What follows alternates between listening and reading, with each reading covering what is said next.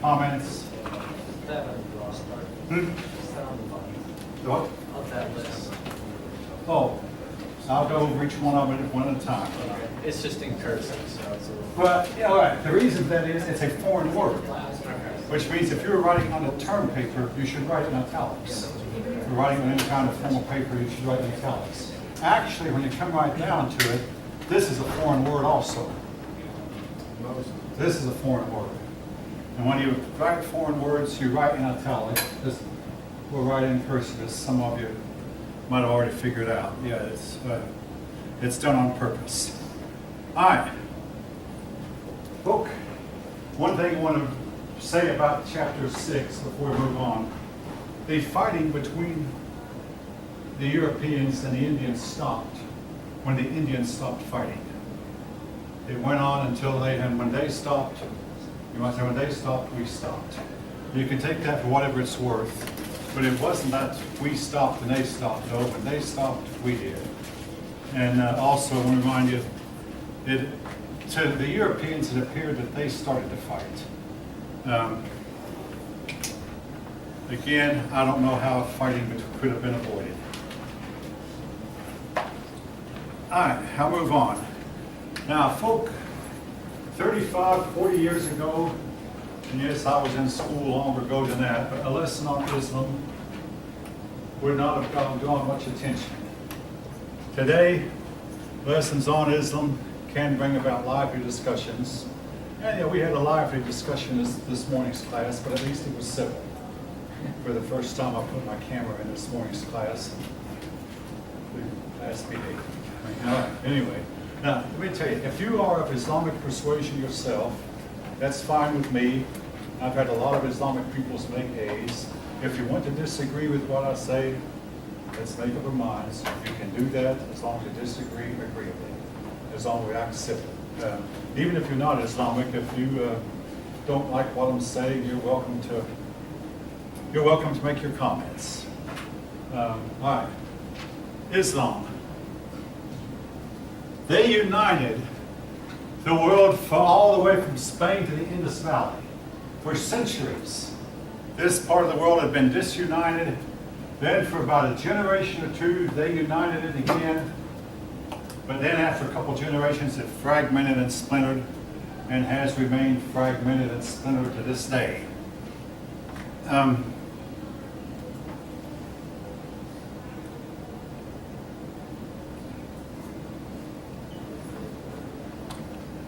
Islam began in Arabia. We don't know much about the history of Arabia because they did not write, and the founder of Islam, Muhammad, did not know how to read or write. I should have put his name here. Didn't know how to read or write himself. They did not have writing, so therefore we don't know much about their history, except for persons who traveled in Arabia often wrote about it. Now, Arabia is one of the biggest lands in the Middle East, but most of it is desert. The people who lived there lived in what you call oases. You know, these deserts would tend to have springs of water that would spring up, or they'd have a little pond that would spring up, and people would build villages and even sometimes big cities around the oasis, and this was their life. The Romans had conquered Arabia and made it part of their empire, but again, we don't have a whole lot of records of what the Romans said about it. The people of Arabia would sometimes come out of Arabia in waves and overspread that part of the Middle East. You might remember in chapter 1 I mentioned the Amorites were a Semitic group. Now, yeah, the Arabian people are Semitic, but you have this Semite group who would come out of Arabia and spread. The last wave that came out is what we're going to talk about today, Islam, that came out of there about 1,400 years ago. The people living there were generally Bedouins. Now, most of your Bedouins were what we would call poor. They lived in tents. They would move around from place to place, wherever they could find pasture. When their sheep and cattle had overgrazed all the grassland in the area, they'd simply fold up their tents, load their tents on the backs of their camels, and move to another location where there was pasture. They'd scout around to find the pasture first, move to another location, and settle there for a while till their cattle and sheep had grazed out all the land, then they'd move on. There was very little rainfall. Now, weirdly enough, I'm going to jump to 2018. This part of the world is having an abundance of rainfall here of late. And I cannot tell you why. I don't know why. But this area that once was dry is getting rain. And that is somewhat strange because they generally get very little rain, at least they have for hundreds of years. So they tended to be nomadic people who lived in small cities around an oasis. But they learned how to trade eventually, became traders, partly because, all right, now, I think I've mentioned this class. The longest wars that have ever been recorded in history occurred between the Byzantine Empire and the Persian Empire. These wars lasted more than 400 years, with Byzantine and Persia fighting each other. Now, to finance these wars, both empires taxed their people heavily, and the wars just dragged on and on and on, and eventually wound up destroying both empires. Finally, the Byzantine Empire defeated the Persians soundly in a series of campaigns, but the campaigns weakened both empires. Then as soon as both empires were weakened, boom, out came the Arabs and quickly conquered Persia. It took them more than 1,000 years to conquer and destroy the Byzantine Empire, but they did it gradually over a long period of time. Now, the religion of these people was polytheistic. Now, don't misunderstand me. Islam is monotheistic. But before Islam, the religion of the Arab people was mostly polytheistic. Now, we do know that there were a few Jews living there and a few Christians, but before the Jews and Christians came, and even afterward, the Arabs themselves were mostly polytheistic. And one of their chief gods was Allah.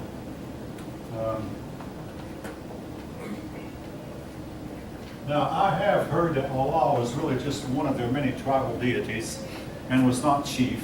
But if you talk to an Islamic person, they will insist that Allah always was their chief god. Again, without more accurate records, it's difficult to determine. Now, deep inside of Arabia is the city of Mecca. The city of Mecca had a black stone, which the Arabs claim fell down from heaven. Nobody's allowed to actually examine the stone close up to be able to tell what its chemical composition is. Likely, though, it was a meteorite. So they claim it came down from heaven. Perhaps the Arabs saw it fall. Maybe that's how they knew, but it was a meteor, probably a meteorite. And around this Kaaba were 360 idols in a circle. All right, one for each day of the year. Now, I know somebody's going to say, but there are 365 days. Depending on the calendar you use, yes. Now, to sync things out, these people who kept 360-day years would every few years have to add a leap month. Now, for us to sync things out, we add a leap year every 4 years, except for the years at the end of the century. And even though we had a leap year, if the year is divisible by 400. So they would add a leap month and was try to balance things out because they knew that there actually were 365 days in the solar year. They had 360 idols around the Kaaba. All right. Into this scenario, but one thing I need to mention before I get to Muhammad. Due to the wars that went on between the Byzantines and Persians, the trade routes moved all the way south, as far south as Mecca, into Arabia. The purpose of that was to keep the traders from bumping into some large Persian armies with some large Byzantine armies. And this made some people in Mecca rich. These traders would come in their caravans, mostly camels, pass through Mecca, but stop in Mecca and trade their wares. And a lot of people of Mecca learned how to trade, and they got wealthy through trade. All right.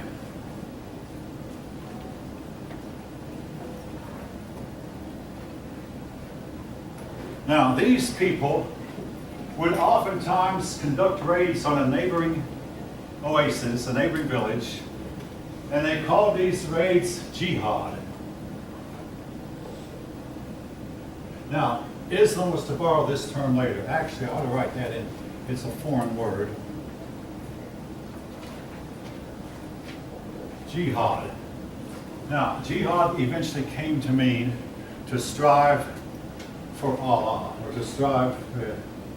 I'm going to have more to say about jihad later, but it basically, it first meant to sneak up on your neighbor and steal everything you could and run off real fast.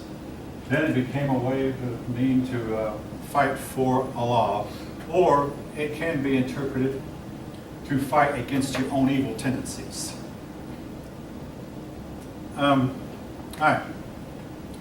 Yes, and very important, they had no priesthood, and this was something that was incorporated into Islam. Now, a priest, the word priest means a mediator between man and God. Some people do not believe in priest, others do.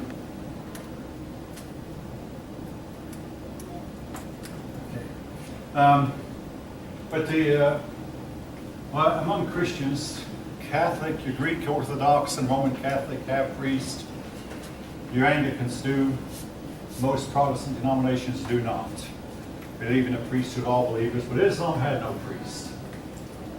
All right. Because they believed everyone had direct access to Allah without going through a mediator. Into this scenario then came Muhammad. He is the founder of Islam. He was born into a merchant family, but he was poor. But he learned, well, actually, he was orphaned at the age of 6. But he learned the profession of being a merchant. Once he was orphaned, both his parents died. He was taken in by a relative. He became employed by a wealthy widow woman. And she took him in and made him his manager. Then he grew up and he married this wealthy widow. And all of a sudden he found himself wealthy. Now, this led to conflict. I don't want to emphasize this too much, but I must mention it again. Having grown up in poverty myself, I can understand the reason for this conflict. Oftentimes, when you grow up poor, you look on the rich as being snakes. You think the rich are filthy and dirty and crooked and all kinds of bad things you can think about the rich. Then all of a sudden, what if you become rich yourself? This is exactly what happened to Muhammad. Every one of you will probably experience this. One time I was a student and sat in the desk like you. We talked badly about some of our teachers. Then I became the teacher one day, and I wound up doing a lot of the same things that my teachers had done.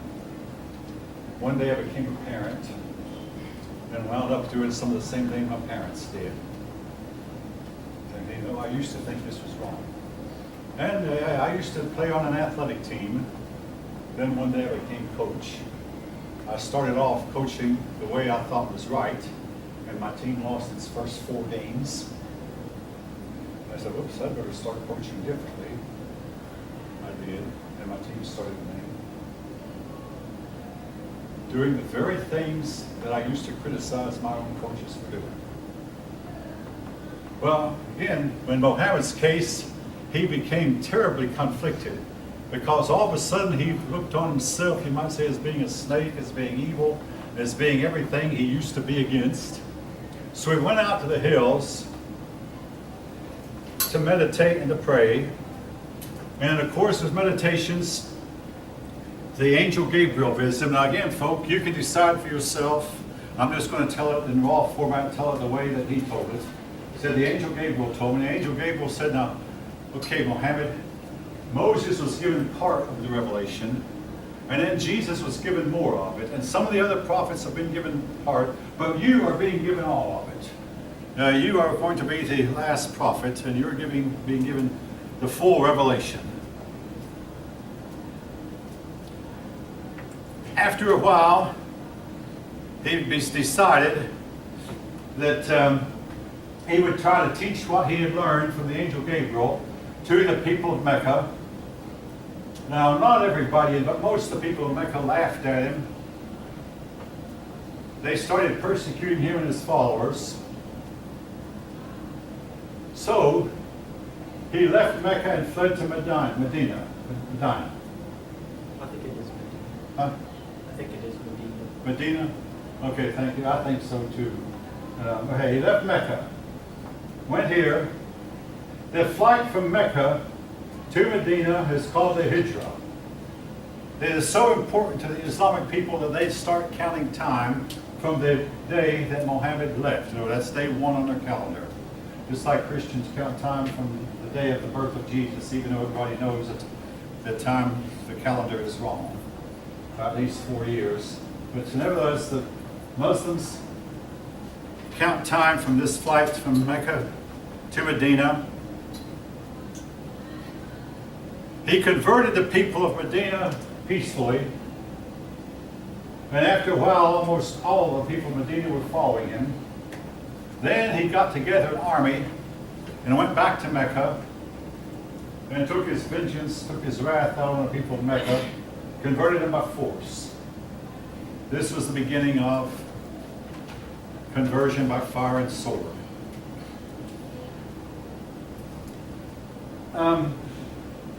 He destroyed the Kaaba, except he left the stone. The stone is still sacred. He left over 360 idols were destroyed, and he became really hard against idolatry, saying that of all the God, Allah is the only one there is. That means that Islam is monotheistic. You know, Allah is their one God and the only God.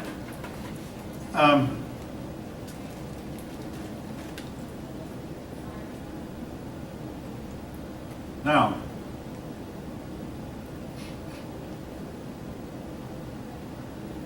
his people began to fan out and to spread out, and they, in a short time, had conquered all of Arabia. The persons who were left, who Muhammad did not kill in Mecca, the converts, he got into his army, and when the combined army of Mecca and Medina, they conquered another city, got those people, conquered another city. A lot of the conquest was by force, a lot by persuasion. It gives Islam the reputation of spreading by fire and sword. And I want to state this, folks, on the record. Whether or not Islam conquered a place by fire and sword by persuasion, you can't make a blanket statement. It depends on two things, the time and the place. In some places it was by force, in other places it was by persuasion. And again, you can't make a blanket statement, but they apparently have been guilty of conquering by fire and sword. Now, after they had conquered all of Arabia, within 2 years, Muhammad died. His uncle, now he had no sons.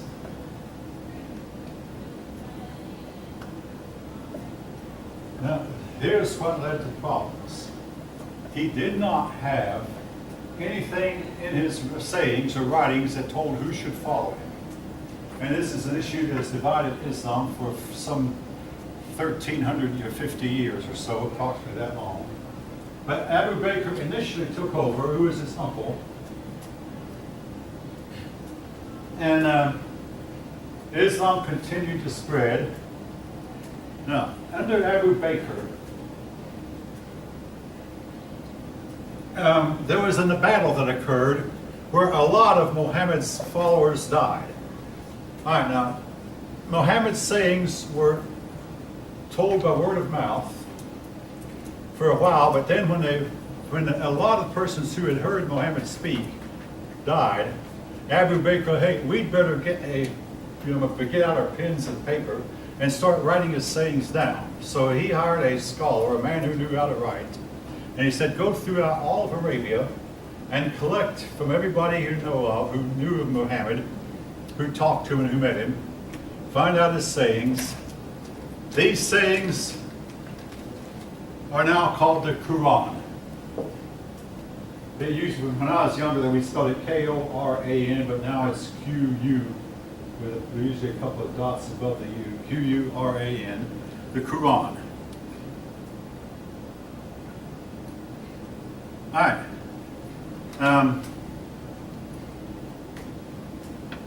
I want to stop here and talk for a second about Muhammad's personal life. Some of you might know about his personal life. As long as his first wife lived, it is known that he was faithful to her. She was his only wife. But she was much older than he was. She died, and then he took several wives. One of his wives was a 9-year-old girl. And before you think he was a pedophile, I want to tell you something in his defense. This was not unheard of at the time. In India, this practice went on regularly and constantly. And then, again, I mean, I'm not saying this you should justify it, but you have to judge these men by the time that they lived. And I've heard a lot of people like they judge Abraham Lincoln by 2018 standards. So if you judge Abraham Lincoln by 2018 standards, you're quite short. I mean, I spent 27 years at Lockheed, and once in a while they changed the rules, and some of us did not catch the rule change. We do what we've done all these years, and all of a sudden what we've done was against the rules, and we get caught flat-footed. Well, again, you have to judge these men according to the morality and according to the standards of the time. But now, there is another rumor that he had a Jewish servant, and she poisoned a bunch of goat meat one time that Muhammad ate, and he was sick, very sick the last 2 years of his life from the poison. And several of the people around him died from eating the poisoned goat meat. Again, this story has gotten around also. I think we should throw it in because it might show that Muhammad's life was not only good and peaceful. Muhammad also said that anyone who ran from a battle would never make it to paradise. Then a battle went against him one day, and he took off running pell-mell. I mean, this is in the records. If you can find this out if you research it hard enough. Again, none of us know what we do. I mean, personally, I think if you're certain that you've lost and you're certain the enemy's going to get the upper hand, the only thing left to do is run. It's not cowardly. It's just what you do. But anyway, now, in our Constitution, we have an office called Vice President. Vice President doesn't do a lot, except his one job listed in the Constitution is to preside over the Senate. He only votes if there's a tie vote. Now, down through the couple of centuries, we've had a Constitution. The Vice President's vote has sometimes been important because the number of senators is always even, and there can be a tie vote. I want to bring this up because when the office of president becomes vacant, everybody knows who becomes president next. Never been a dispute. The vice president automatically is sworn in. He takes charge. He moves into the White House, and he either signs bills into law or vetoes them, but he has the full authority of a president because he's now president. This was something Muhammad failed to do. He failed to mention who would take his place, or who would take the place of anyone who became, when the office of leader became vacant. And nobody knew. This led to a big split in Islam between the Sunni and Shiite.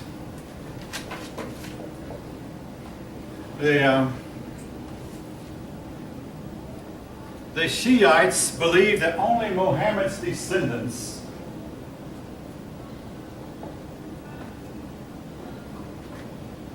No, it says the leadership should be by bloodline. The Sunnis believe that no, what should happen was the top leaders of Islam should get together, like the Catholic Church does when the cardinals get together, and they pick a pope. They said the top leaders should get together and they should choose.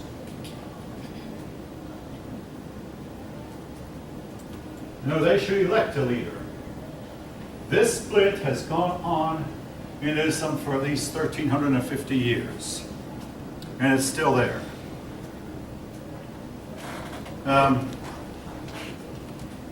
The Sunnis were in the majority, and we have found one group a little bit easier to deal with than the other. But the Sunnis have generally had the upper hand. All right.